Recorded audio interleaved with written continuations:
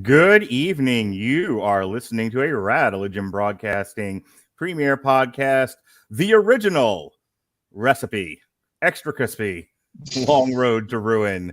I am your host, the mandated reporter. I've already popped Sean.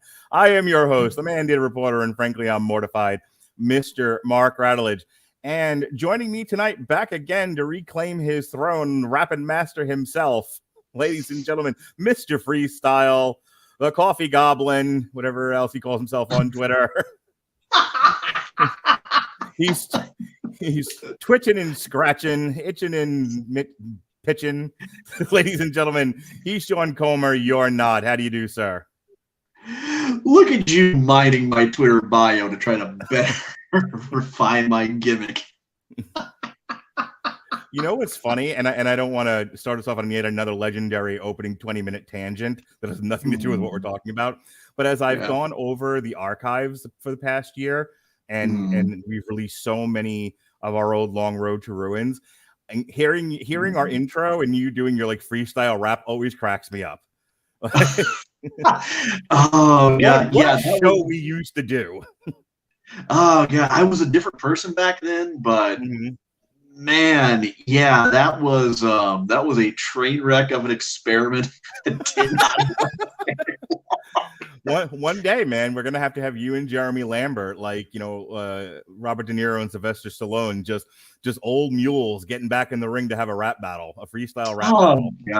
God, I fucking miss podcasting with Lambert. I wonder what it would be like now that I'm actually taking this a little bit more seriously and putting about 1,500 times more effort into what I put out on the show. I think him and Samer are actually getting back together again to do something, and he never really stopped. He's been doing Fightful Select forever now. So anyway, I know. Yeah, I know. Now he's up in the big leagues. He got his turn at bat. Yes, he did. Good for him. Anyway, so tonight we are talking about the Texas Chainsaw Massacre. There are approximately 800 movies in this series. And one just came out on Netflix about a week or two ago. And so I narrowed this puppy down to 3. And I think the 3 that bear the most conversation for our purposes. Obviously, the original. The original has a lot of history to it. It holds a seminal place, and I think not just the horror genre, but in film in general. It is woven into the fabric of American culture. And so I think obviously we need to talk about the first one. The remake, is sort of a middle chapter for me in all of this. When I was looking at how I wanted to structure this discussion and what I was going to focus on, I was like, okay, so like with any good franchise, it produces a number of sequels, each which diminishing returns, and then they reboot the whole thing and start over. And inevitably, you have comparisons. Does the remake stack up to the original? That sort of thing. So that's conversation worthy. And then the whole reason we're doing this is the new Netflix movie, Texas Chainsaw Massacre, that came out February 18th. So we wouldn't be here if it weren't for that, because God knows I wasn't going to do this voluntarily. So let's get into.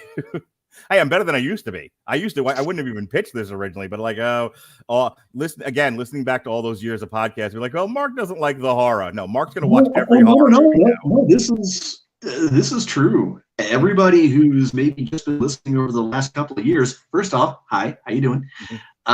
But second, this would be the kind of franchise that whenever it came up, Mark would look for some kind of opportunity when he had a concert or a cruise or a baby or some other reason. Hey, I want to do the Texas Chainsaw Massacre. I can't. I'm having a child. Me personally, I'm birthing a child. And he would then take it and just pawn it off on Robert. I think the only horror franchise I ever got you to watch was Paranormal Activity. Yeah, I went to Scream willingly because I had actually seen those movies, at least a few of them. But Paranormal Activity was one that you pitched, and I went, yeah, let's do it. But yeah, you did Saw, Nightmare on Elm Street, Hellraiser, all those with Robert. Yep. Anyway, so let's get into it. The Texas Chainsaw Massacre, Sean, I'm going to start you off here, and then I'll let you take over like Rover. October 11th, 1974. It was produced and directed by Tobe Hooper from a story and screenplay by Hooper and Kim Henkel. It stars Marilyn Burns, Paul A. Partain, Edwin Neal, Jim Saito, and Gunnar Hansen, who respectively portrays Sally Hardesty, Franklin Hardesty, the hitchhiker, the proprietor, and Leatherface. All right, Sean, this thing had a budget of $1.50. They shot this for what a doctor makes in a single year, and it made $30.9 million in 1974 money. So to say that this was a smash hit and resonated with the people, you got to give the people what they want, and they got it here, is an understatement. But tell me all about it.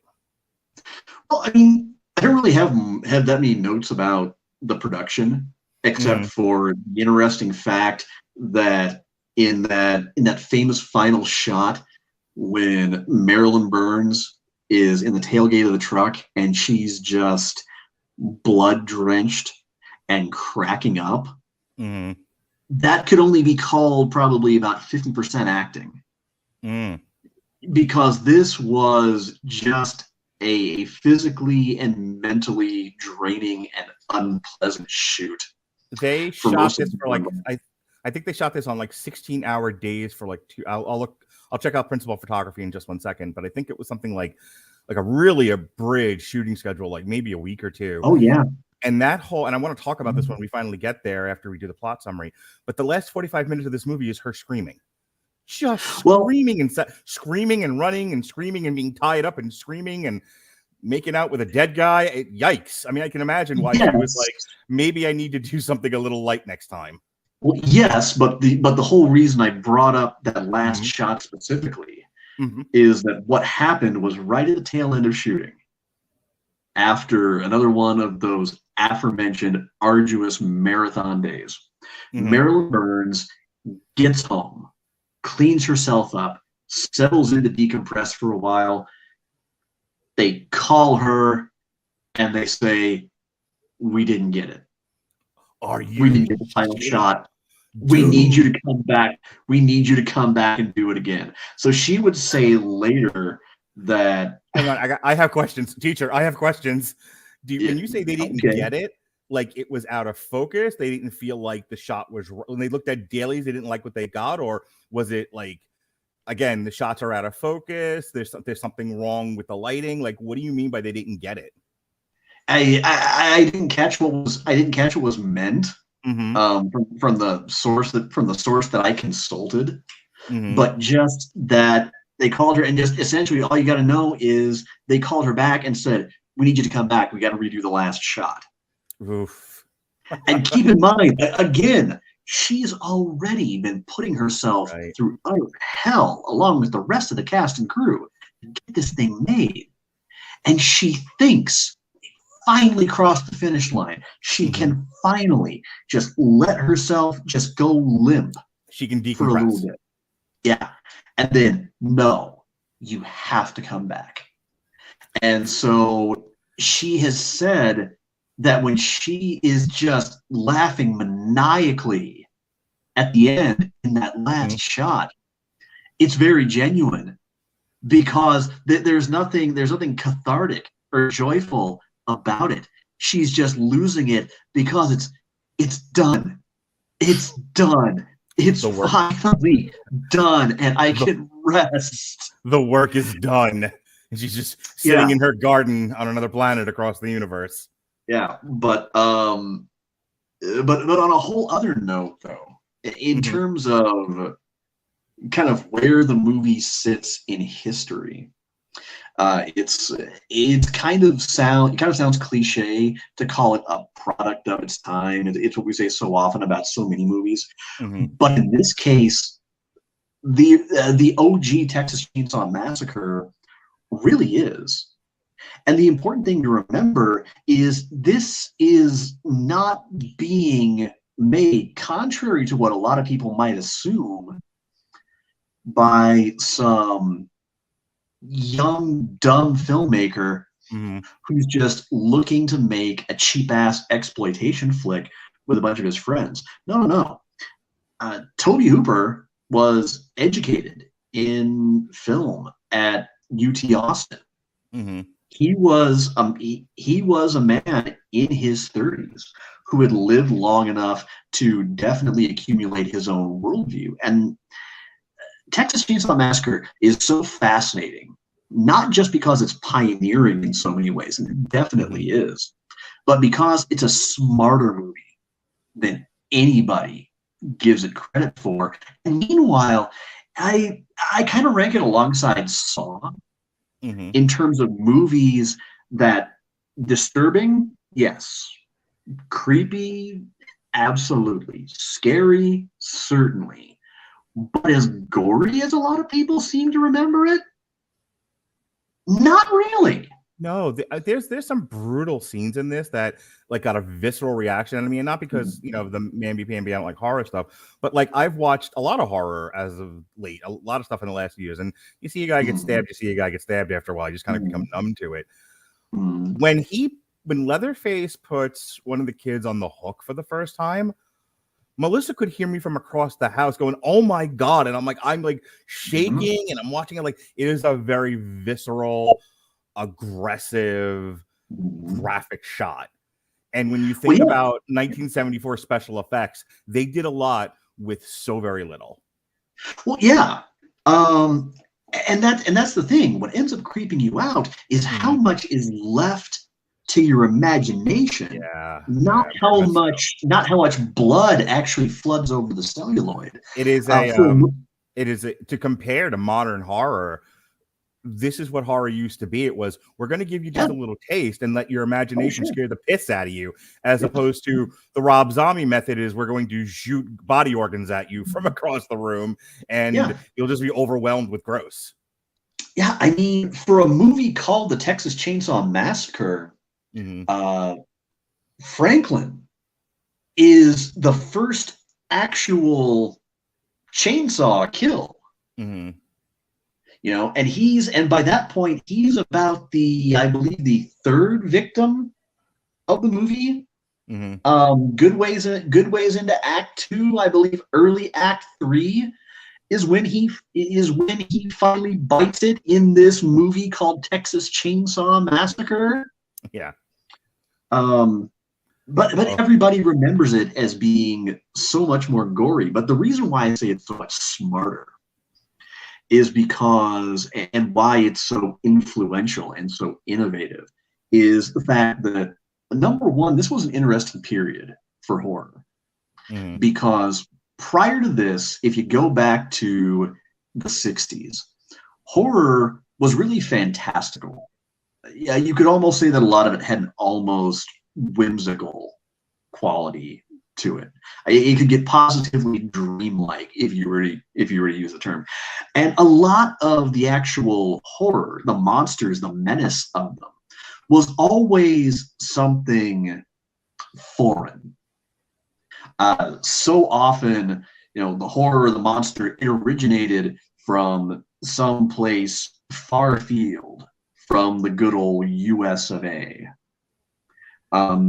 Usually some dark corner of Europe or space or something like that. Well, then along comes the 70s, and the 70s, and I gotta pause real quick to give some credit to my sources here, because they absolutely deserve it. To research this, I went and listened to a few choice episodes of the Dead Meat podcast with James A. Janice and Chelsea Rebecca. They're married now. I don't know if Chelsea has changed her last name, but neither here nor there. I went and listened to their episode dedicated specifically to Texas Chainsaw, to the evolution of the final girl trope, and a little bit of their episode about trans representation. And I cannot recommend all three highly enough. They're not just film school grads. They are horror scholars. They have converted me from just a fan, someone who really enjoys horror, to someone who's deeply enthusiastic about learning more about the genre. So yes, by all means, 4 stars. Joe Bob says check them out. Spend another minute to get to the end of your point, and then we're going to get into the plot synopsis. Yeah, sorry. I'll try to get to it as fast as I can. Yep. But anyway, so the 60s, super dreamlike horror. The menace is always foreign, far afield from America and American values. And well, the 70s is kind of the hangover from the turbulent, transformative 60s. It's the harsh light of day where we're trying to confront and adjust to all of this change. We're coming off of Vietnam. We're coming off of Nixon. We're coming off of Nixon turning around and telling us peace is at hand, and then in the very next breath, he's fucking bombing Cambodia. At this point, it's the worst economy in American history since the Depression. We're coming off a war that we didn't need to be involved in. The American middle class is bearing the brunt of the hit of everything that we've been having to cope with. And at this point, we have met the enemy, and they are us. In American cinema in general, everything is becoming much less idyllic, much less dreamy, much less far-flung, and you can see a lot more movies like this one that are confronting the horrors and the state of affairs here in our own backyard, and everything else that we've kind of been, all those shadowy corners that we've been avoiding looking in. Well, now we kind of have to stare the monsters in the eye that have been, they're no longer just lurking under the bed, they're standing over us, staring us in the face. So, and we'll get more to that as we go along, but that's the goal. The 70s is probably one of my favorite eras of cinema, just because you use the word hangover, and I think that's largely accurate. You know, it's a processing decade for film. You know, it's a film where, again, filmmakers had very distinct points of view. You know, I think about like The Deer Hunter and Deliverance and Dog Day Afternoon, and more movies that start with D. Taxi Driver, right? Just that whole era where, you know, these filmmakers had. The last thing I'm going to say, and I'm going right into the plot synopsis, but, you know, we talk so much on Damn You Hollywood about the state of film now and how everything is product. You know, we are creating widgets to sell the masses. And is there room for art? Sure. There's art. We talked about it a few weeks ago. We talked about the French movie Big Bug and stuff like that. There's certainly artistic vision out there, but so much of the movie system now is creating things like, you know, superhero movies, you know, big budget things like that. And it does make me long for this era of filmmaking where you basically had, you know, poets and writers and real artists who were using the medium to bare their souls. Like they had something they needed to say, and they said it with film. And that's so much of what came out of the 70s. So let's get into it. And this is an example of that, the Texas Chainsaw Massacre. Sally Hardesty, her paraplegic brother Franklin, and their friends Jerry, Kirk, and Pam visit the grave of the Hardesty's grandfather to investigate reports of vandalism and grave robbing. Afterwards, they decide to visit the old Hardesty family homestead. Along the way, they pick up a hitchhiker who talks about his family who worked at the old slaughterhouse. He borrows Franklin's pocket knife and cuts himself, and then takes a single Polaroid picture of Franklin, for which he demands money, like you do. When they refuse to pay, he burns the photo and slashes Franklin's arm with a straight razor. The group forces him out of the van and drive on. Was this trip really necessary? They stop at a gas station to refill their vehicle, but the proprietor tells them that the pumps are empty. They continue toward the homestead, intending to return to the gas station once it has received a fuel delivery. When they arrive, Franklin tells Kirk and Pam about the local swimming hole, and the couple go to find it. Sexy skinny dipping for sexy teenagers in the sexy movie. They stumble upon a nearby house, and Kirk calls out for gas, entering through the unlocked door while Pam waits outside. Leatherface, vroom. A large mute man wearing a mask made from human skin suddenly appears and kills Kirk with a hammer. Pam enters soon after and trips into a room filled with furniture made from human bones. She attempts to flee, but Leatherface catches her and impales her on a meat hook. making her watch as he butchers Kirk with a chainsaw. Jerry heads out to look for Pam and Kirk at sunset. He sees the house and finds Pam still alive inside a freezer. Before he can react, Leatherface kills him, rather nonchalantly too. Get back in there. With darkness falling, Sally and Franklin set out to find their friends. As they near the neighboring house and call out, Leatherface lunges from the darkness and kills Franklin with a chainsaw. Sally runs toward the house and finds desiccated remains of an elderly couple upstairs. She escapes from Leatherface by jumping through a second floor window, which was awesome, by the way, and she flees to the gas station. The proprietor calms her with offers to help, but then he ties her up, gags her, and forces her into his truck. He drives to the house, arriving at the same time as the hitchhiker, now revealed as Leatherface's brother. The hitchhiker recognizes Sally and taunts her. The men torment the bound and gag Sally while Leatherface, now dressed as a woman, serves dinner. Leatherface and the hitchhiker bring down one of the desiccated bodies from the upstairs, that of their grandpa. He is revealed to be alive when he sucks blood from a cut on Sally's finger. They decide that Grandpa, the best killer in the old slaughterhouse, should kill Sally. He tries to hit her with a hammer, but he is too weak. In the ensuing struggle, she breaks free, leaps through a window, and flees to the road. Leatherface and the hitchhiker give chase, but the latter is run over and killed by a passing truck. Leatherface attacks the truck with his chainsaw, and then the driver stops to help. He knocks Leatherface down with a pipe wrench, causing the chainsaw to cut his leg. The driver flees, and Sally escapes in the back of a passing pickup truck as Leatherface maniacally flails his chainsaw in the air in anger and defeat. Sean, I'm going to hot take. I love this movie. This is absolutely. This is fan freaking tastic. Let me give you my craft review here, and then you give yours, and we'll move on to the next thing. First of all, I didn't realize this about myself until I watched this and I started thinking back to some other stuff that I've seen, like Death Proof by Quentin Tarantino, how much I enjoy like pure 70s style grindhouse. Like, you know, when you are as a painter, as a filmmaker, and you're like, what can I do to push boundaries? What can I do to make people feel uncomfortable?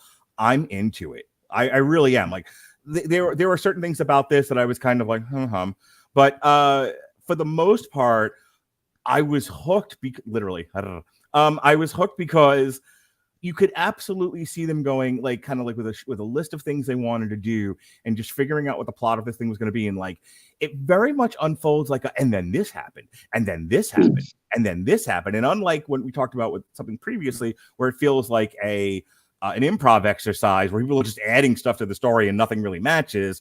This is very cohesive. This is a train going down a dark railroad into a land of horror, and I'm here for it. It was so good. It's funny. I don't know how much of the sexy teenagers paying for their sins as they confront the monster. I don't know where that starts in the history of horror, but you can definitely see that here. They are absolutely playing with that. Was that? I said not here.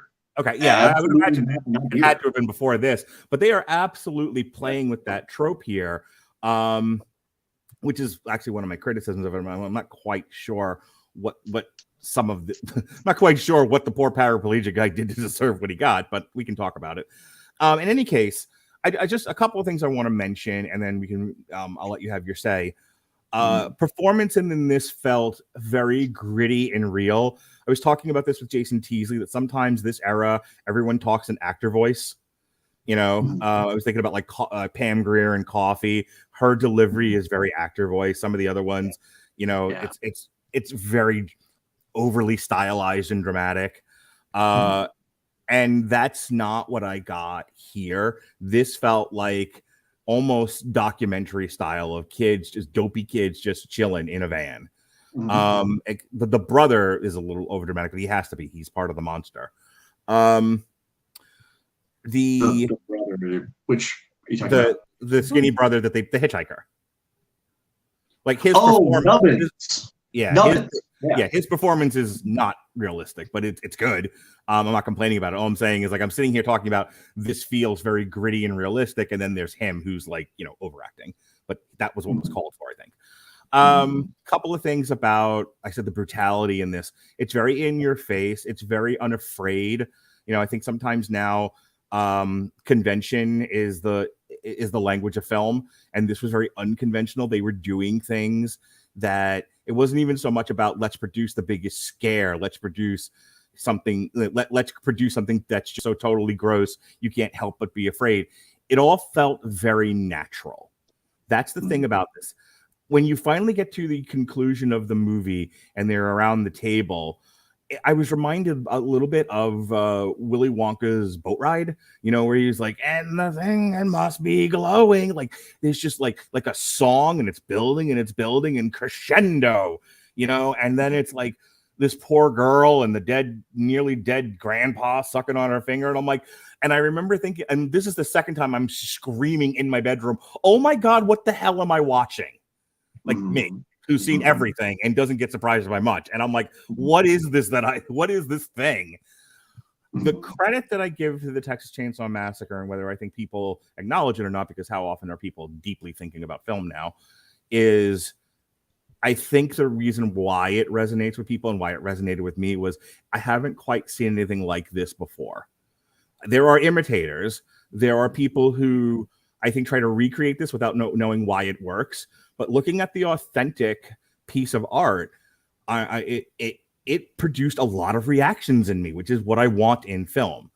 I want to be made to feel uncomfortable, and that's what this does. The casting in this, spot on. The proprietor, the guy that got to play him, he's great. Like he without going insane and going overdoing it, gives such a rich performance that is absolutely menacing without being stupid. And I was really into it.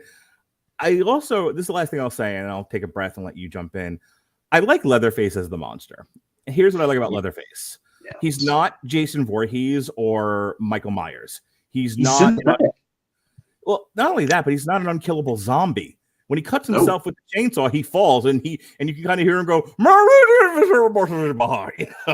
he's mad, he's hurt, and now he's limping around, and it's the compulsion that you get from Michael Myers or Jason Voorhees that he must finish what he starts, he must kill them. That's all present in Leatherface, but I'm more interested in him as a character because I know he's just a dude who can be killed. He isn't Bane. He isn't on super steroids. Like, he's a fat guy chasing after girlies in the woods. He can't catch him half the time. He's like winging the chainsaw at him because he can't catch him, and he accidentally cuts himself. And I'm like, this is the best horror movie I might have ever seen for that reason alone.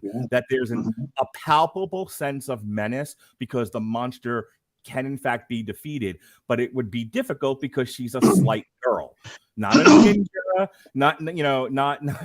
not Black Widow. She's a girl and she's running for her life, and this is not something she's prepared for, and it all just very much works for me. I think the Texas Chainsaw Massacre is absolutely fantastic. What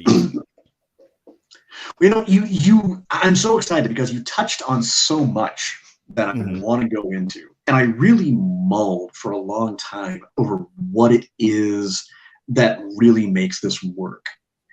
And I think if I had to narrow it down, I could nebulously say it's subversion and perversion. You mentioned that you couldn't quite put your finger on why it was that it was making you uncomfortable. Okay. Pardon my coughing.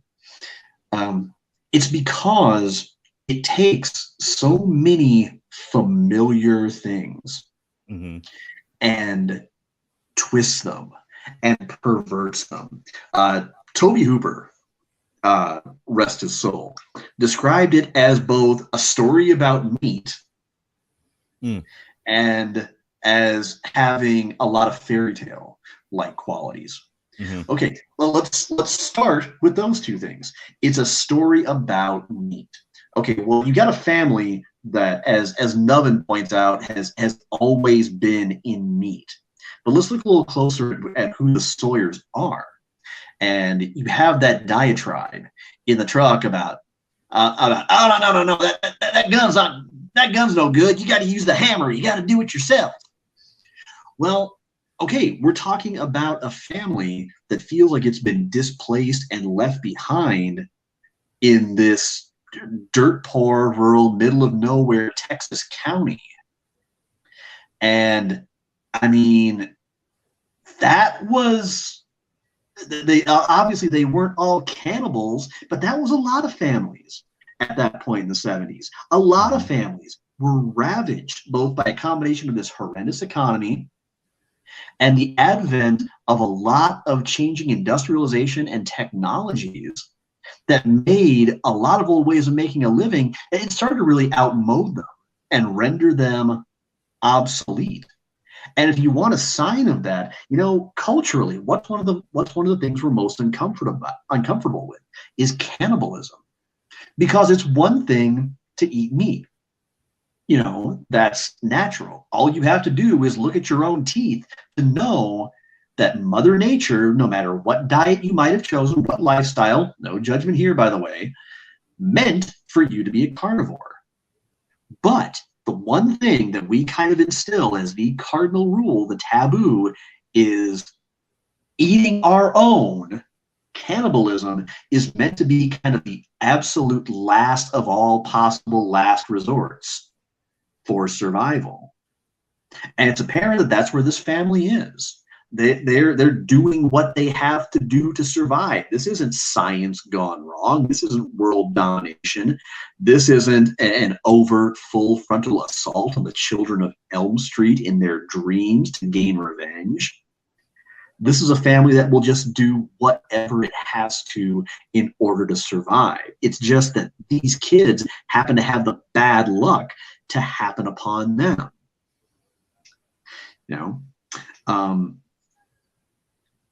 And in terms of it being a fairy tale, you've got kind of this sort of trail of breadcrumbs, or candy rather, that kind of leads these kids not to a gingerbread house, but to a house of horrors. And you want to talk about subversion? Let's keep in mind that at this point in American history, what was kind of the ultimate status symbol, that you had made it, that you had fashioned perfect security for you and your family? Owning a fucking house. It's what our parents and grandparents always kind of throw back at my generation and the generation that came after us. Was, well, in my day, by the time I was your age, I owned a 4-story house with a white picket fence and 3 dogs and 2 cats, and blah, blah, blah, blah, blah, blah, blah. Well, okay. Here's that American dream subverted. Here's that fairy tale subverted. Yeah, they own a house, and it's kind of their sanctum.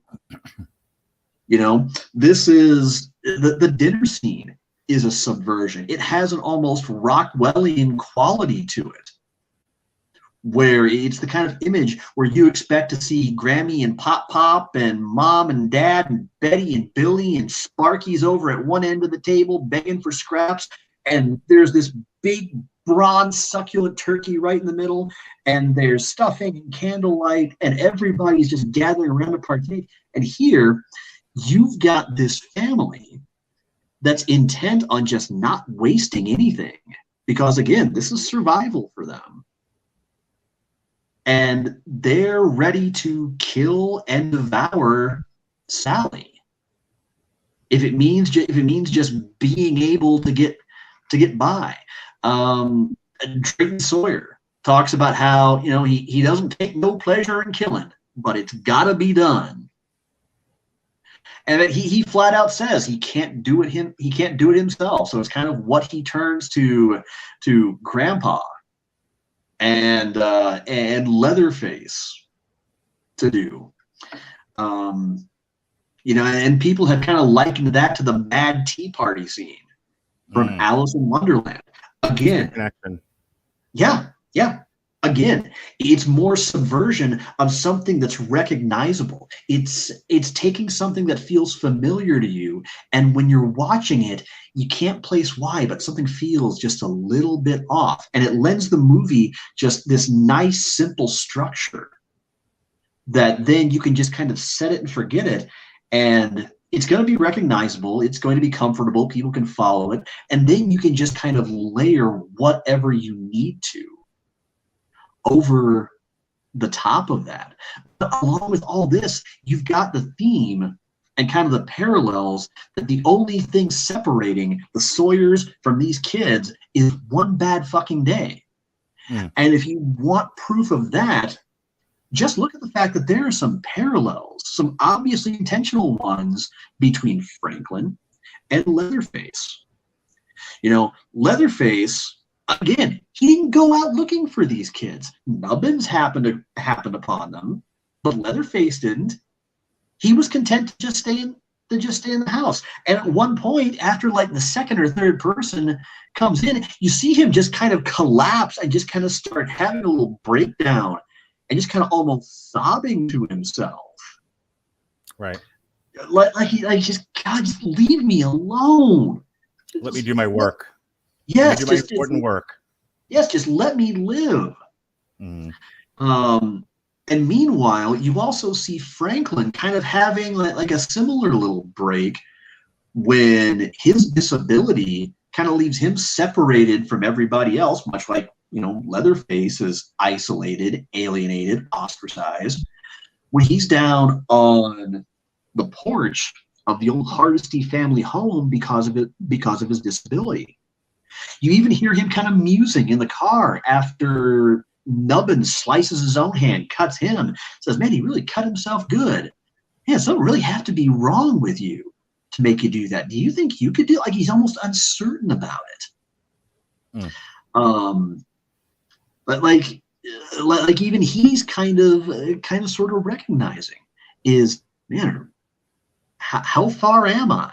How far are any of us really from just kind of being that far off? You know, Nubbins, when the van leaves him behind. We're gonna move on in about 40 minutes. So we have about 2 minutes left, and then we're gonna move on to the next thing. So start to wrap. Okay. Yeah, we'll do. But you know, it's just you love absolutely all the layers of it and all the thought that goes into a story with such a nice, simple structure. And amidst all of this, you know, we can't forget that Sally Hardesty, and we'll get more into this at the end, believe me, because I have some things to say about it, is the originator of the final girl trope.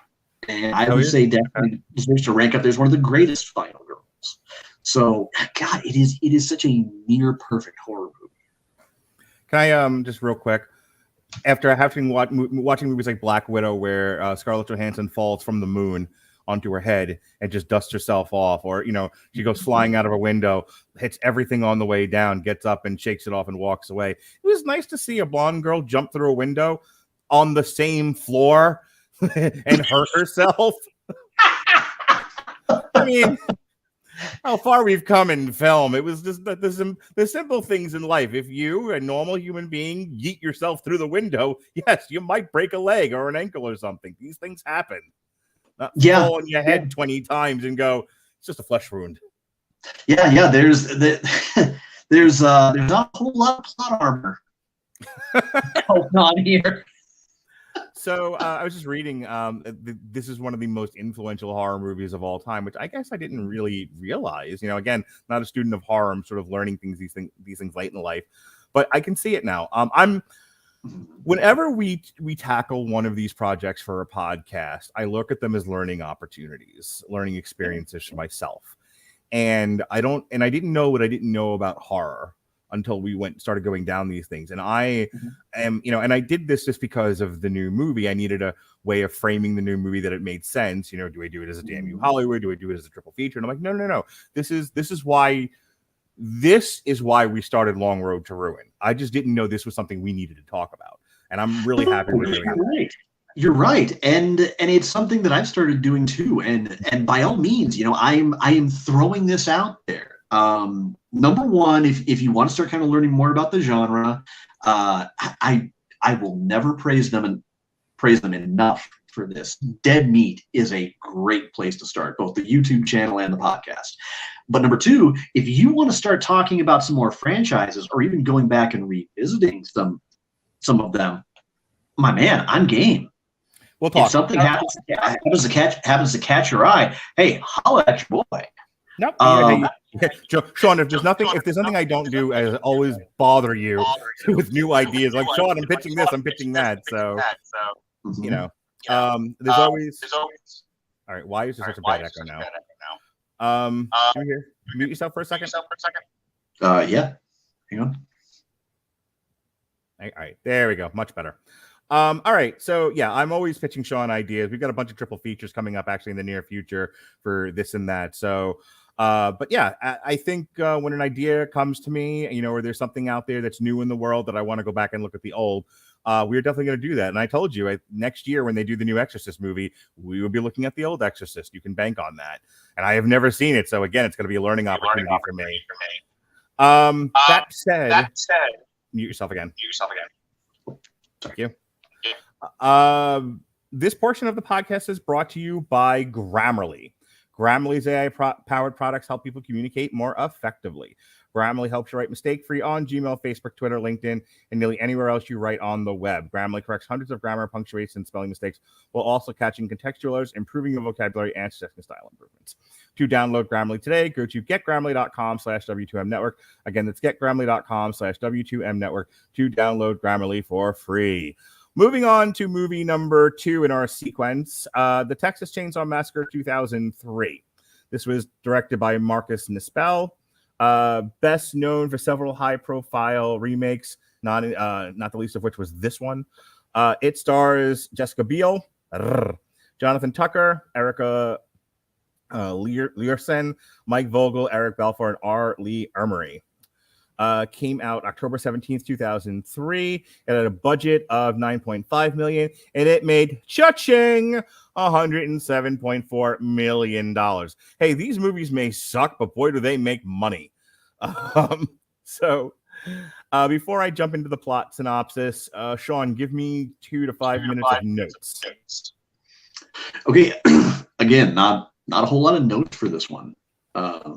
I don't have much in the way of production except for that there was a bit of a spat, a little bit of a dust-up between Gunnar Hansen and the fellow who stepped into the role as Leatherface. I don't even have his name written down. I apologize for that, folks. Like, me touting my improved professionalism, not having that. But evidently, on set, supposedly Gunnar had kind of given his blessing to this man's new portrayal of Leatherface. And then Gunnar supposedly started going out of his way to really take the piss out of this kid's performance. So much so that, yeah, I guess there was some bad blood between them going right up to Gunnar's unfortunate passing. And I think that when Gunnar passed and someone mentioned it on the new guy's Facebook, he just replied with something to the effect of "lol,"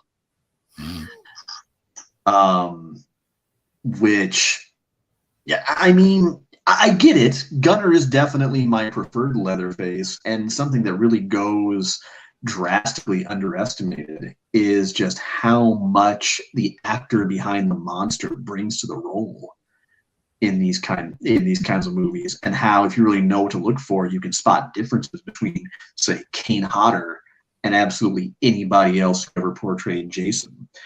Famously, New Line, when they felt that Robert Englund was asking for too much money for Nightmare on Elm Street 2, tried to bring somebody else to play Krueger.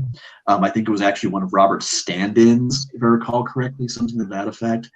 And the notes that came back on it from the stand-in himself were like, "You're not going to do better than Robert. I can't bring to this role what he can." But at the same time, it's unfortunate, because I thought that this new Leatherface was absolutely fine for what the movie was. And as we're about to illustrate, this movie is something that, while it pays homage, is decidedly different in a lot of key ways from the original. I'm gonna say this. You can do a cover of a song. That's not out of bounds, but you can either just replay the song and it sounds just like you're not really adding to. It's like the one guy who made fun of us on TikTok. You're not really adding anything to the conversation. You're just replaying the song. Someone made fun of us on TikTok? No. He was making fun of people who just duet. And he was making fun of people who just duet other people, but they don't talk, they don't add anything to the conversation. He was like, all your content is trash. And so now the video has 4 or 5 of us, including myself, all just nodding their head. So anyway, my point being that, and I'm going to get into the plot, go right into the plot with this. This Texas Chainsaw Massacre is a competently made cover of the original that misses all of the finer points that made the original a seminal picture. This is not I wouldn't call it a mockbuster style, because there's no parody involved necessarily, but it here's what I say about a lot of films now. This more makes my point. Sometimes we remake stuff and we think we know why the original worked, and then we go to do that, and what we have is an empty shell of a film. And while the Texas Chainsaw Massacre is competent enough, it misses all of the finer points of the original that made that work, making the whole thing dull and shallow and empty and just sort of paling in comparison. If you watch it by itself, it works just fine as an average slasher flick. And I think Jessica Biel holds a lot of the movie on her shoulders as she plays a capable but distressed damsel. I think she's a proper girl to follow. You want her to live through the night, which helps. But that's all there really is here. Those we talked about with like the dinner scene in the first one, it lacks all of those things. It lacks a real, in my opinion, that real guttural, ethereal feeling, that fairy tale that you were talking about of the first one. And it just says, what we want to see is people chop with chainsaws. That's what we came here for. That's what the people want. And it's like, no. There's more here. And you think you know what makes a Texas Chainsaw Massacre work, but you missed the point. And that, kind of my pre-review of Texas Chainsaw Massacre 2003. But here's what happens in this movie. Stop me if you think you've heard this one before. On August 18th, 1973, 5 young adults, Erin, her boyfriend Kemper, and their friends Morgan, Andy, and Pepper, are on their way to a Lynyrd Skynyrd concert after traveling to Mexico to purchase marijuana. While driving through Texas, the group picks up a distraught and severely traumatized hitchhiker they see walking in the middle of the road. And they try to talk with the hitchhiker, who speaks incoherently about a bad man. She pulls a loaded revolver from between her legs, which is where you should keep such things, and shoots herself in the mouth. The group goes to a nearby diner to contact the police, where a woman named Luda May tells them to meet Sheriff Hoyt at the mill. Instead, they find a young boy named Jedediah, who tells them Hoyt is at home, getting drunk. Erin and Kemper go through the woods to find his house, leaving Morgan, Andy, and Pepper at the mill with Jedediah. They come across a plantation house, and Erin is allowed inside by an amputee named Monty to call for help. Kemper goes inside to look for Erin and is killed by Thomas Hewitt, also known as Leatherface, who hits him with a sledgehammer, which sprays blood on a nearby television. He then drags his body into the basement to make a new mask. Meanwhile, Hoyt arrives at the mill and disposes of the hitchhiker's body. After Erin discovers that Kemper is missing, she and Andy go back to Monty's house, and Erin distracts him while Andy searches for Kemper. When Monty realizes that Andy is inside, he summons Leatherface, who attacks him with a chainsaw. Erin escapes and heads towards the woods, but Leatherface hacks off Andy's leg with a chainsaw. He then carries the horrified and begging Andy to the basement, where he impales him on a sharp meat hook before rubbing salt on his stump of a leg. Afterwards, he wraps it with butcher paper and then ties it with human hair. Erin makes it back to the mill, but before she and others can leave, Hoyt shows up. After finding marijuana on the dashboard, he orders Erin and Pepper to get out of the van, gives Morgan the gun he took from the hitchhiker, and tells him to reenact how she killed herself. Morgan, disturbed by his demands, attempts to shoot him, but the gun is unloaded. Hoyt then handcuffs Morgan and drives him back to the Hewitt house, taking the van's key with him. Back in the sinister house, Andy awakens after passing out from pain and desperately tries to lift himself off the meat hook. But Leatherface has booby-trapped it, causing him to impale himself further on the hook. Aaron and Pepper are tracked down by Leatherface, who is wearing Kemper's face as a mask. And when Pepper attempts to run, she is killed by Leatherface, who cuts her in half. Aaron runs and hides in a nearby trailer belonging to an obese middle-aged woman known only as the Tea Lady, and a younger woman named Henrietta, who gives her tea that has been drugged, like you do. Aaron discovers that they have kidnapped the hitchhiker's baby, but passes out before she can escape. Aaron wakes up at the Hewitt house, surrounded by the entire family: Leatherface, his mother, Luda May, Hoyt, Monty, and Jedediah. Luda May explains to Aaron that Leatherface was tormented his whole life because of his skin disease that left his face disfigured, and she felt that no one cared about her family besides themselves. Don't you understand? Aaron is taken to the basement where she sees the remains of Leatherface's victims. She finds Andy and kills him to the end, his suffering after failing to help him off the meat hook. Afterwards, she finds Morgan handcuffed in a bathtub. Jedediah, who does not agree with his family's actions, leads them out of the house and distracts Leatherface long enough for them to escape.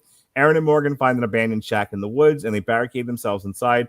Leatherface breaks in, discovers Aaron, but Morgan attacks Leatherface, who hangs him from a chandelier by his handcuffs and cuts through his groin with the chainsaw.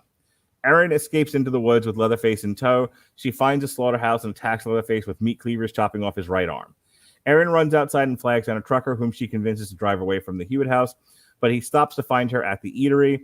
Luda May and Hoyt talk to the trucker while Henrietta watches the baby, but when Henrietta goes outside to join their conversation, Aaron sneaks the baby out of the eatery and places her in the sheriff's car. Aaron hotwires the car, and Hoyt tries to stop her, but she runs him over repeatedly until he is dead. Leatherface suddenly appears in the road and slashes the car with his chainsaw, but Aaron manages to escape with the baby, and he watches in frustration as she drives away. 2 days later, 2 investigating officers are killed by Leatherface while they are doing a crime scene investigation of the Hewitt house, and a narrator states, "The case still remains open, Sean Coma, don't you understand?" Sean, I want you to jump in here with one thing to start with, and then you can go into your craft review of this. I've kind of stated my general opinion. Did this remind you of the Nightmare on Elm Street remake where they tried to make Freddy a sympathetic villain? Because I've now heard 2 different podcasts where you complained about that. Unmute yourself. And I was thinking, I was like, I wonder if he has the same reaction to what they did to Leatherface in this one versus what they did with Freddy. I didn't do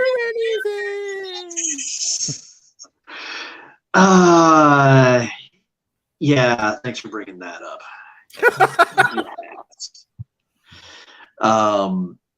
Not really.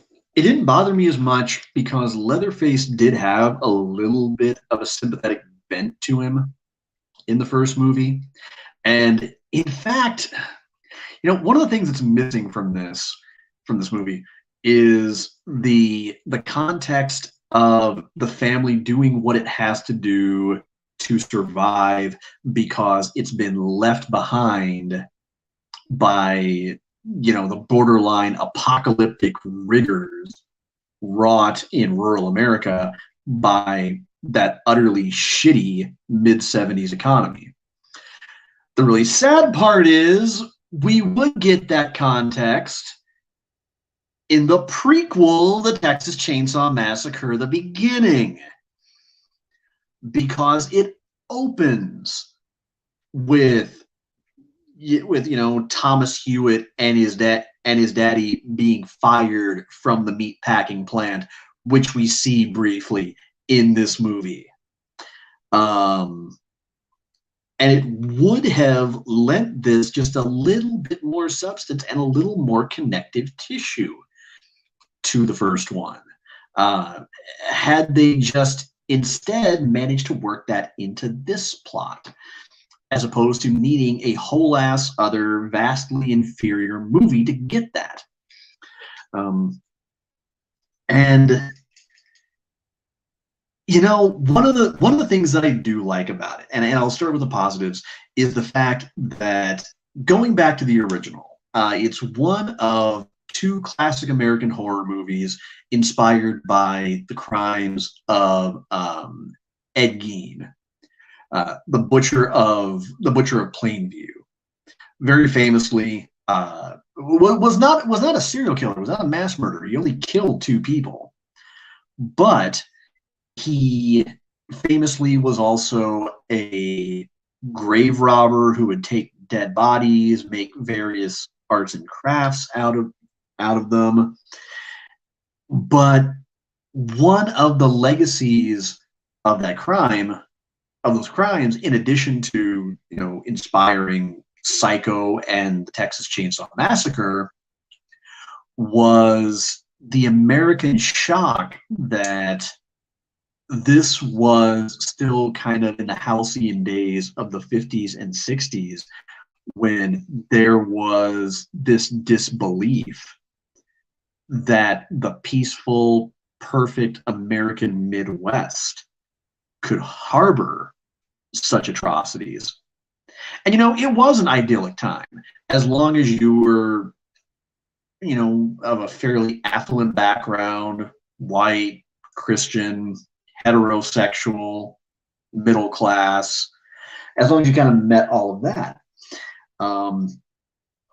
Another thing that kind of connects both, although much more with the former, with the original than this one, is the whole fact that it touches upon America having this really two-faced relationship with its middle class, particularly if you're for those of a higher economic bracket. Because out of one side of their face, you hear that the working class, the middle class, is the backbone of America, salt of the earth people. Without them, America just doesn't work. And that's all well and good with them right up until they have to come in contact with the middle class. And then it's a kind of horror and revulsion, and they kind of can't wait to distance themselves again as much as possible. And that is very much an American legacy, and one that continues to this day. There's no saying that it isn't.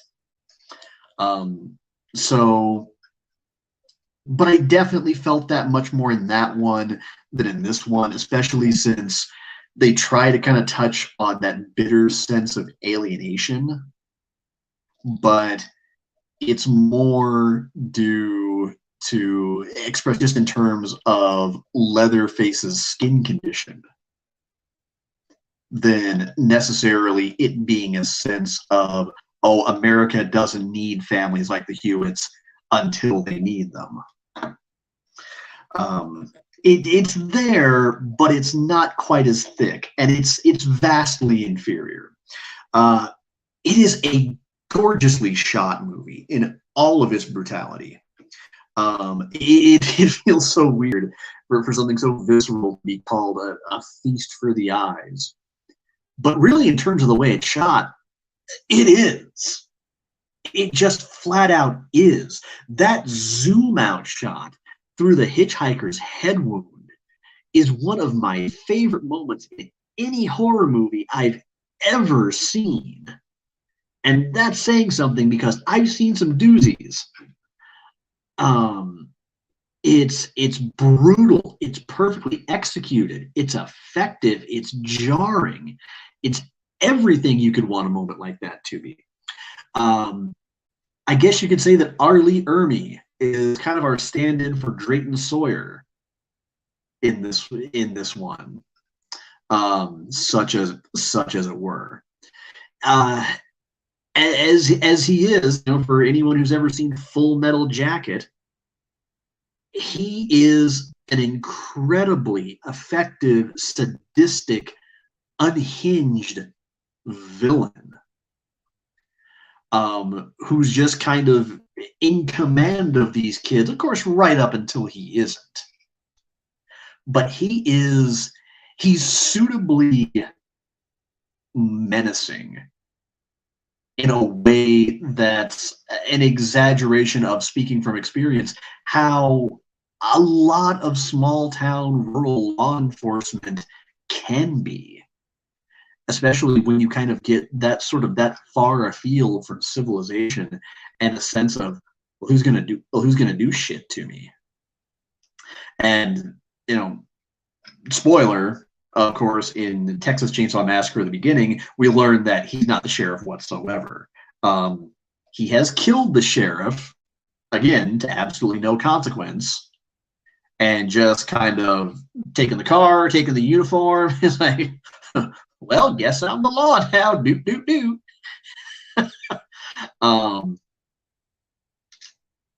Jessica Biel is a fantastic final girl, even if she doesn't suit the trope too exactly. Again, I'll get back to this because we're going to come full back around to Sally Hardesty when we talk about the Netflix movie, and I kind of want to save that. Unlike the original, yeah, gotcha. This one does not leave much to the imagination. The gore, the viscera, the kills, everything is right front and center, with the exception of a couple of shots, and that's kind of frustrating because in those couple shots where they do show a little bit of restraint, it's super effective. It's actually kind of a relief. It's a nice throwback to the original. So you mentioned the Nightmare on Elm Street one, and I guess in summation, yeah, it really kind of like that. It apes a lot of the most memorable moments right up to, pointing the camera straight up Jessica Biel's ass crack during one shot.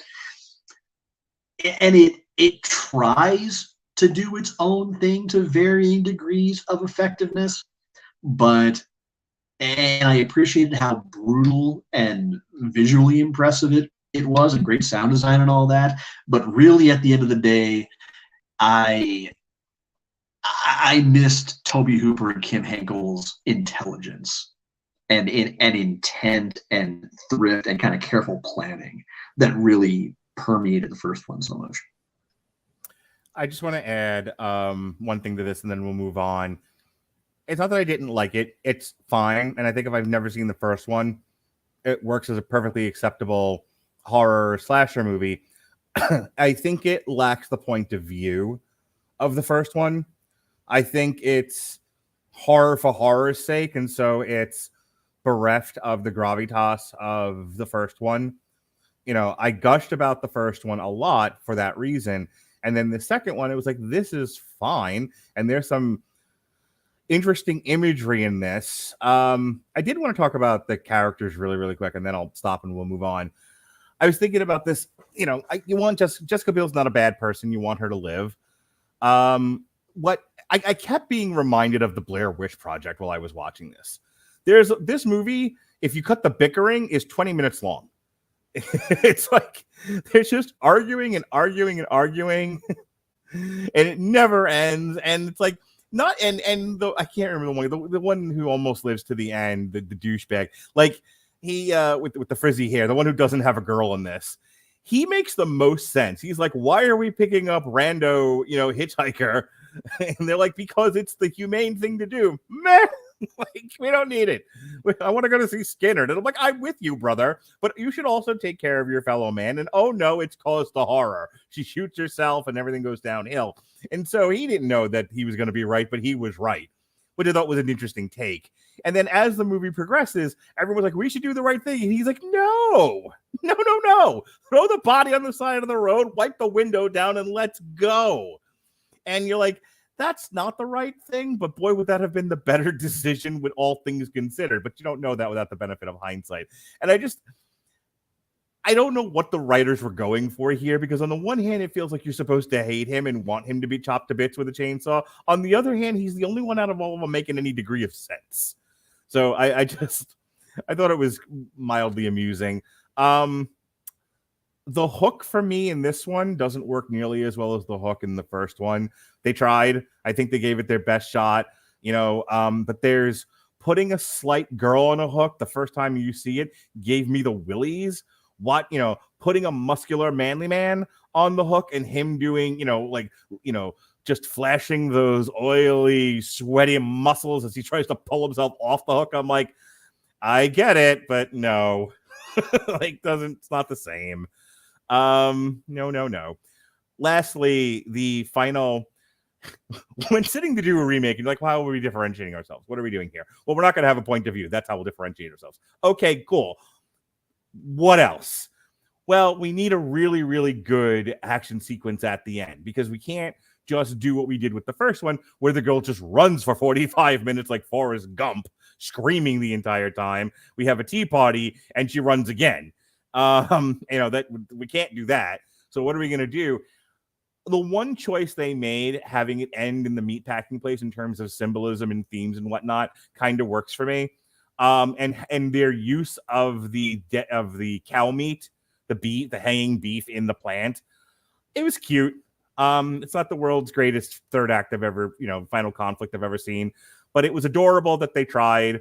I think Jessica Biel, I had a thought, and I'm not usually the guy who brings this up. I find this term to be somewhat irritating, but I know it's out there. It is a thing. It's certainly a topic for conversation. But picture this, if you will. Jessica Biel, a slight girl, a pretty girl. She's standing, running for her life. She hides among the beef. The beef is cold. The air is chill. There is oxygen rising and smoky, and the camera rests comfortably on her frigid bosom. Nipples. Just nipples. They're coming at you in 3D. And I was like, that has to be an example of the male gaze, right? That absolutely has to be like, listen, we need a good tit shot here. Jessica, you down?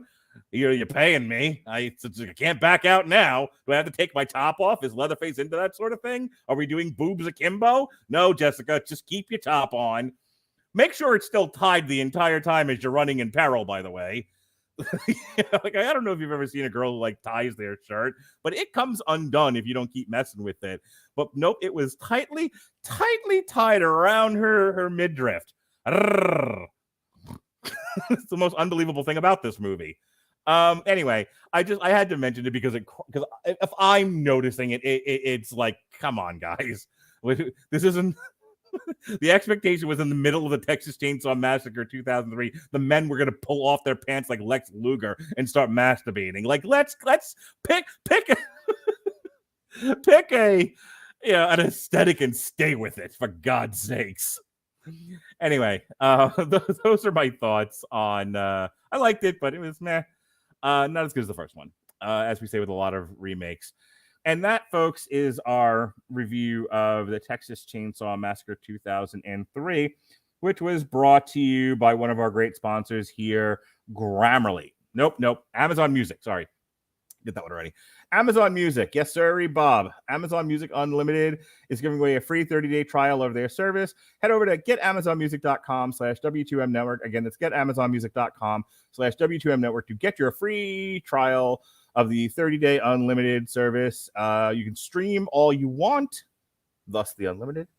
And after 30 days, if you like it, you keep it. If not, you can cancel it. No fuss, no muss, no contracts, no pains in the butt.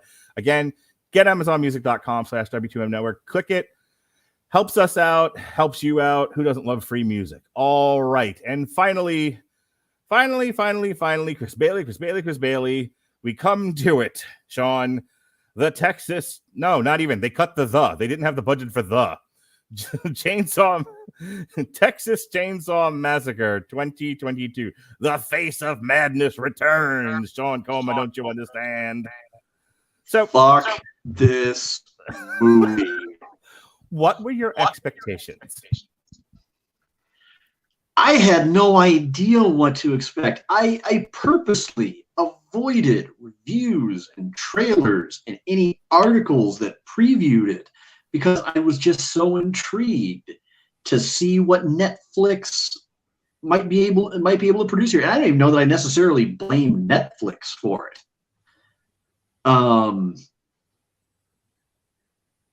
But I sure didn't expect this. You want to talk about missing the fucking point? I'll take the sequel that had the goddamn Illuminati subplot. Bring that on. I'll trade you. Take this movie away and never fucking speak of it again. I will take Matthew McConaughey's fucking Sand People impression and that weird noise he makes when he jumps down from the window onto the fucking truck. is what you've done. You've made me want to watch that shit.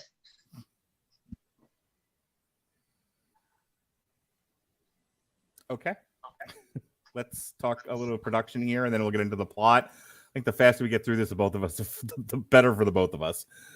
All right. So this was directed by David Blue Garcia, who does not have a Wikipedia link, which is always a telltale sign that your production might be in hot water. Screenplay by Chris Thomas Devlin from a story by Fede Alvarez and Rodo Sayus. It's a sequel to the 1974 classic that we talked about overall, and the 9th installment overall in the franchise. It picks up several decades after the original film. The story focuses on the serial killer Leatherface targeting a group of teens and coming into conflict with a vengeful survivor of the previous murders. The project is a joint venture production between Legendary Pictures, who brought you Godzilla vs. Kong and all of that, Exerbia Films, and Bad Hombre. The film stars Sarah Yarkin, Elsie Fisher, Mark Burnham, Mo Dunford, Neil Hudson, Jessica Elaine, Elwyn Fier, Jacob Lattimore, and Alice Kriege. There's no budget listed. It doesn't make a 90-minute runtime, which is some sad shit in 2022. And it was generally received. It was generally negative received by critics. I just want to read this one last thing here, which was always cracks me up because, like, we reviewed Red Notice, and Red Notice sucked, but it was like the most watched movie in the history of Netflix. So Netflix, really doesn't have a lot of an argument for making good movies because they get to watch it at home and use their subscription, will just about watch anything, to the point where 5 days after its release, the film still ranked number 1 on Netflix's top 10 list in the United States, Brazil, and Saudi Arabia, among other regions. You understand what I'm trying to tell you? People will watch anything if they're already paying for it or don't have to pay for it at all. It doesn't matter if the quality is any good. And sometimes when the quality is bad and word of mouth is bad on it, people will tune in to watch because they want to see how bad it is. Or better, even better, they want to argue with the critics about it because all critics are terrible and everyone hates them. So, and they don't know and they don't know what they're talking about with movies. Don't you understand? Everyone else is so smart than the critics. So it's like, well, I got to see this thing so I can tell the people on Rotten Tomatoes, they don't know what they're doing. So it ends up becoming popular next, and Netflix is like, we don't care about quality, we care about content. So here we are. This is Content, the Chainsaw movie. Let's get into it. All right. Nearly 50 years after Leatherface's killing spree in 1973, young entrepreneurs Melody, Dante, Melody's sister Lila, and Dante's girlfriend Ruth travel to the abandoned Texas town of Harlow to auction off old properties to create a trendy, heavily gentrified area, like you do. While inspecting a dilapidated orphanage, the group discovered it is still occupied by an elderly woman called Ginny. When she claims she has papers to prove she still owns the property, an argument breaks out, briefly interrupted by a silent and towering man from upstairs. Ginny then collapses from a heart attack and is rushed to the hospital, accompanied by Ruth and the man. An investor, Catherine, along with a group of potential buyers, arrive in Harlow in a large bus, distracting Melody and Dante. Meanwhile, Lila strikes up a friendship with a local mechanic, Richter, and reveals she was a survivor of a school shooting, leaving her terrified of guns, don't you understand? Ginny dies en route to the hospital. Ruth texts Melody before the man goes berserk and murders the officer driving the ambulance, leading it to crash. When Ruth awakens, she witnesses the man revealed to be Leatherface, cutting off Ginny's face to wear as a mask, like he does. Ruth manages to radio for help before being killed by Leatherface, who then makes his way back to Harlow. Because he is compelled, don't you understand? During a property auction, Melody reads Ruth's text and prepares to leave with Lila. Richter overhears them talking about Ginny's death and confiscates their keys, agreeing to give them back once they provide proof that they rightfully removed Ginny from her home. Melody and Dante return to the orphanage to find them. Meanwhile, Sally Hardesty, yay, she is back and she's better than ever. The sole survivor of Leatherface's previous killing spree, and now a battle-hardened Texas Ranger who hunts Terminators in her spare time, learns of Ruth's attack and heads out to investigate. At the orphanage, Melanie discovers the papers and realizes that Ginny was wrongfully evicted. Leatherface arrives at the orphanage and attacks Dante, mutilating him. Melanie hides as Leatherface retrieves his chainsaw from his bedroom. A rainstorm hits Hollow as night falls, and Catherine and Lila take cover in the bus.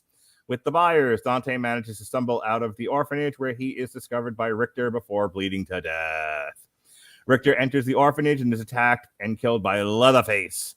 Melanie retrieves the car and bus keys from his body before fleeing the house, reuniting with Lila. They get on the bus with Charles Dutton and many other black people going to the Million Man March, pursued by Leatherface, who begins slaughtering all of the people like he does, including Catherine. Melanie and Lila escape the carnage and come across Sally, who locks them in the car before entering the orphanage to finally confront Leatherface. She holds him at gunpoint, demanding he remembers the pain he inflicted on her and her friends, but is met by only silence because, Leatherface. And he walks away. Leatherface then attacks the sister in Sally's car, but they are saved by Sally, who shoots him. Sally gives Melody the keys to drive away before pursuing Leatherface. Leatherface ambushes and fatally injures Sally. Melody hits Leatherface with Sally's car, because this is becoming a thing, before crashing into a nearby building. Melody is trapped but orders Lila to run away. When Leatherface appears, Melody apologizes for what they did to Ginny.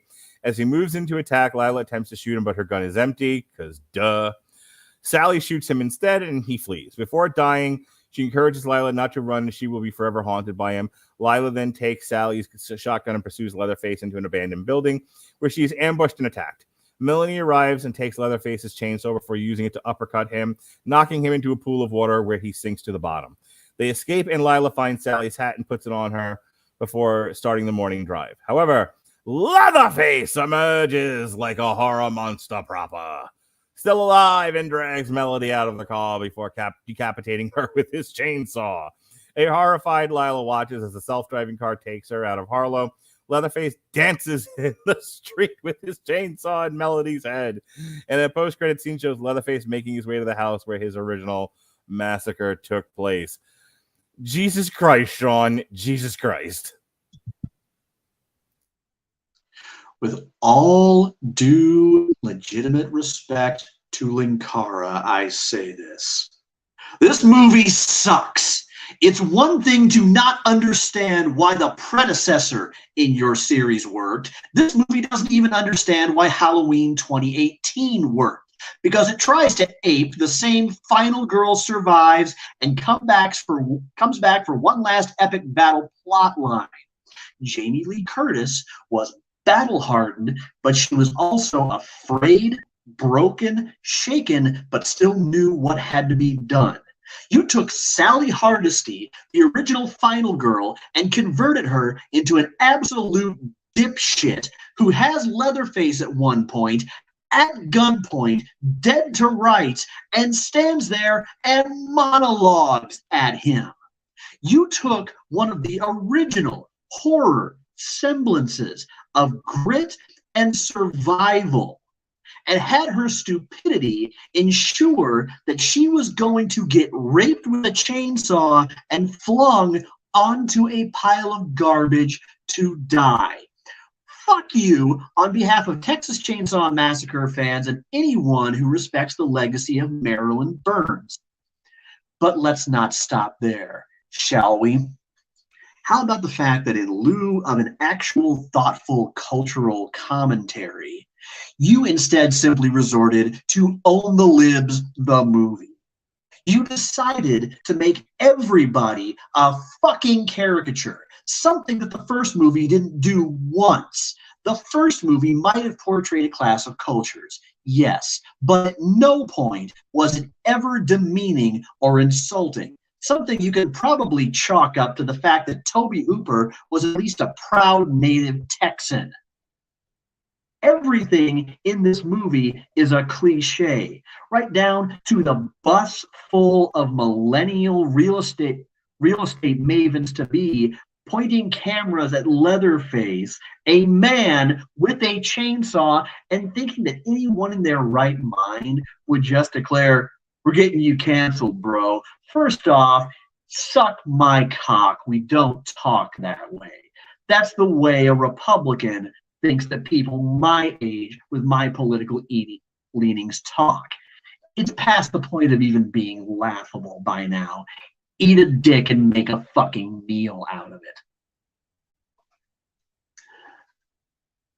Second, the actual massacre that follows is utterly horrendous. It's unwatchable on the scale of a Michael Bay fight scene. That's about how fucking bad it is.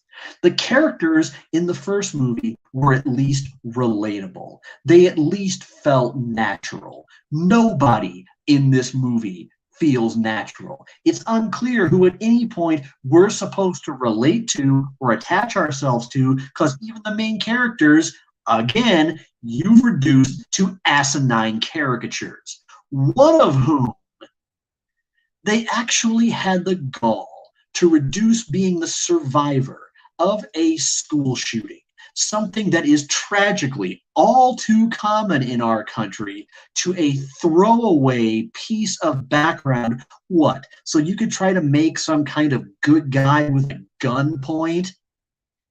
Jesus. Jesus fucking Christ. Did you read the script before you agreed to it? And if so, how many fucking times? Did you have somebody above a third grade reading level maybe go over it? Even your right-wing characters are laughable, and not even in a good, amusing way. I really thought that maybe you were setting up the mechanic to be the aforementioned good guy with a gun. But nope, you just reduced him to chainsaw fodder too. What was even the fucking point? The whole thing is an affront to the original. And the really sad part is you can make a good horror movie about the price of gentrification.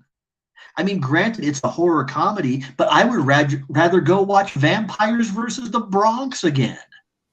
That movie was Candyman, and up until the idiotic ending was absolutely speaking rather coherently about the dangers of the issues inherent in gentrification and what is going on in the Black community vis-a-vis, the rising culture of moneyed Blacks versus people who live in those communities who have not had an opportunity to pull themselves out of poverty. What does this do? The conflicts that it creates. Candyman spoke to all of that, and then it goes off the deep end, but we've already done that podcast.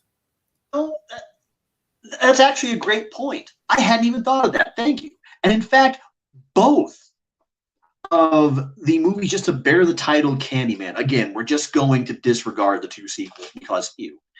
But both the original Candyman and the most recent one, they did it in their own way, but they both did it spectacularly well. They did it tastefully. The most recent one was a bit on the nose for my liking, but it didn't mean that it didn't make valid points. This movie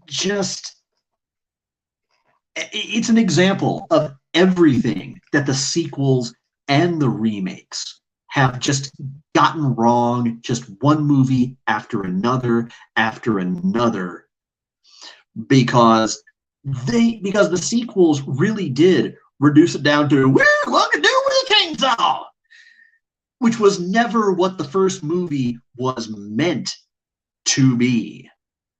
There's nothing subtle here. There's nothing thoughtful. There's no commentary. Again, it's the best way I can describe it. It's overlives the movie. And fuck it. Fuck this movie. Fuck this movie. Fuck this movie. I would rather watch that utter garbage with Matthew McConaughey and Renee Zellweger again than ever subject myself to this. And if ever there was a movie that deserved to be removed from canon in the style of most of the Halloween sequels, it's this one. I'm only going to add the following, and then we're going to wrap, because we're about where I wanted to be at the end of this podcast. This is yet another mindless, brainless, just content for content's sake. We have an endless distribution system with an infinite shelf, and we need shit to fill it. And here's the thing, and I want to make sure I make this point, something I talk about with Robert all the time. that's fine, because the vast majority of people out there want easily consumable junk content. And now there's a stream right into your home that's as passive and as easy as can be to get you junk content. And again, Sean and I, we started Long Road to Ruin because we were both film people, each in our own way, and we were having film discussions. Damn You Hollywood is film discussion. And so, yeah, it doesn't really work for a lot of us. We need something that's a little bit more ascendant, a little bit more, that has a little bit more grit, has a little bit more meat to it. No pun intended. But for the vast majority of people, and this is just something I've had to understand about where we are now in the culture, is everyone just wants passive, passable, easy to digest junk culture. And in that sense, nobody's thinking about this movie that hard. Like, this time we've spent dissecting it and deconstructing it is more thought that anyone, including the people who made it, put into this. They said, we need to reflect what's going on in the culture right now. Who cares that in a year or two this will have aged poorly, and will understand, because the culture will have moved so fast and have moved on from this point that it'll seem like it's ancient. It's so funny because the 1974 movie still resonates, and it still has cultural sway, cultural relevance. And this one won't be relevant in 2 years, if that long. And I'm giving it a little extra credit. But that's it. I know people are going to sit and watch this, and I know people are going to be like, it's great. A guy got hit with a chainsaw. I'm going to go on Snapchat now and send pictures of my dick to people. I mean, that's it. That's where we are in this culture. So it's hard for me to fight against that and be like, and rail and get all angry. Like, I totally get where Sean's coming from, and he has every right to feel that way. For me, when the movie was over, I was left with a big sense of meh. I get it. I know people are going to like this because they're not going to think that hard about it. And and all they wanted to do was see people get chopped up with chainsaws, and so they did. And that is it. That is Texas Chainsaw Massacre 2022. This is the very definition of the Long Road to Ruin. 9 films. This is where we landed. In a gutter, bullet in the head, pants down. just throw some dirt on it. We're done. Or not. Let's do another one, and it'll be equally as stupid, if not worse. All right. With that said, Sean.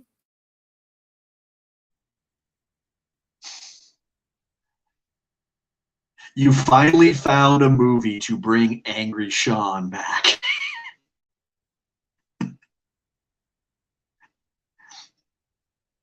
I wasn't sure it could be done. I'm guessing this is supposed to be just kind of like my final word on the whole franchise, or just plugs. I was gonna. Well, I mean, if you can give it to me in like 50 words or less, and then go right into your plugs. Go. All right.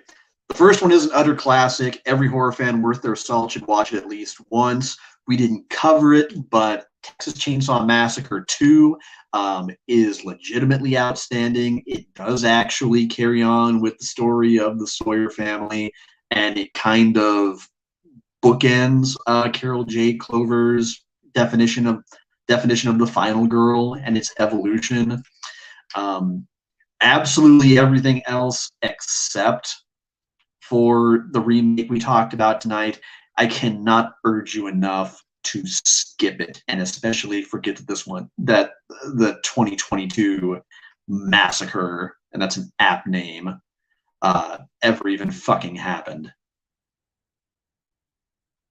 And as far as plugs go, follow me on Twitter and Instagram at Comer Codex. If you want to see lots and lots of food porn, talk about yoga, I love it being out on my bike, video games, all of that. Also, I am back to streaming on Twitch 3 nights a week, usually Wednesday, Thursday, Friday, and whenever the urge just happens to strike me at twitch.tv/ComerCodex. Expect a variety stream, lots of story-based games. Right now I'm on my second playthrough through Wolfenstein: The New Order, but I also love to throw in some Overwatch and Dead by Daylight whenever I can. Hey, if you enjoyed Sean tonight, Sean makes a monthly or semi-monthly appearance here on the network. I've got him doing a bunch of triple features, but the occasional Long Road to Ruin, the original that started it all. So the next time Sean will be appearing on the show will be April 17th.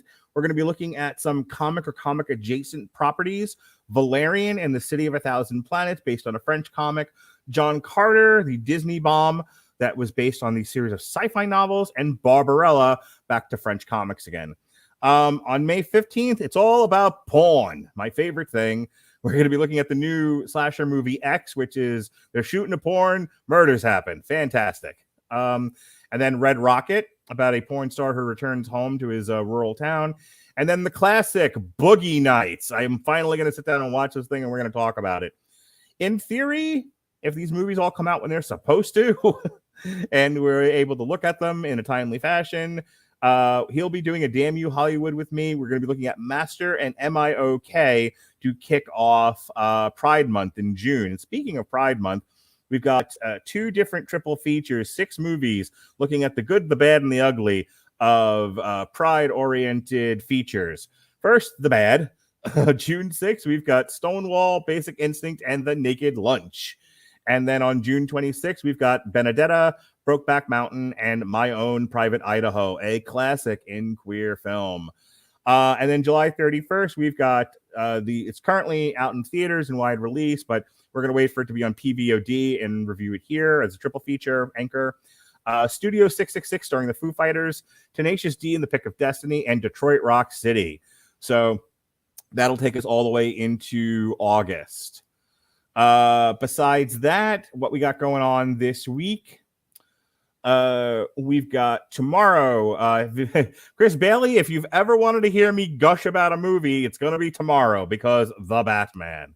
It was everything I've ever wanted a Batman movie to be and more. I loved it. I am in love with this movie. I would leave my wife for this movie and marry it and live in the country. I just think it's the best thing ever. I was vibrating when that movie was over. I was so happy. The guy who yelled at people, "Stop clapping" at the end of movies, you seals, was clapping, standing ovation, just blowing kisses at the screen. That's how much I love this movie. It was so good. So I will tell you all about it, and then Sam McConaughey and Robert Winfrey will tell me I'm wrong, but that's okay. Andrew Graham will be there to be my tag team partner. Speaking of tag team partners, myself, Chris Bailey, we'll be reviewing AEW Revolution, and in the evening, the Metal Hammer of Doom, Jesse takes over, and we're going to talk Allegiant. Pat Mullen and I will be doing Chapter 8 of The Four Kings of Boxing. We're looking at Hagler versus Hearns. And then I'm on vacation, so it's a lot of canned heat. We had a lot of canned heat for Batman. We got more canned heat coming at you next week. The Hunger Games, Part 1 and 2 podcast that we did a few years ago, Sean and I. That'll be on March 12th and 13th. Then we've got me debating my best friend, which one was better, Revenge of the Sith or Return of the Jedi. Sean moderated that debate. It's the 40-year anniversary of the publication of V for Vendetta. So we are re-airing our comic strip for V for Vendetta, comparing the book to the movie. To celebrate St. Patrick's Day, the day before, we will be presenting our review of House of Pain, Fine Malt Lyrics, on its 30th anniversary, or close to it. And then on actual St. Patrick's Day, myself and Jason Teasley will be reviewing Leprechaun, Jennifer Aniston's finest work by far, also starring Warwick Davis. And we end Canned Heat Week, my vacation week, with a re-airing of our Damn You Hollywood, London Has Fallen. And then when I come back from the Dominican Republic, Stuart Lang and I are going to be doing an alternative commentary for Thor versus Eddie, the heaviest fight in the history of boxing. We'll have a re-airing of Voltron Season 2, Legendary Defender. And then in the evening, Daniel Lasby, my new best friend, and I will be doing an ESPN fight night. Edgar Belanga versus Steve Rolls. I'm sure I mispronounced that. I'm sorry, Pat Mullen. All right, so for Sean Comer, do your line about colors.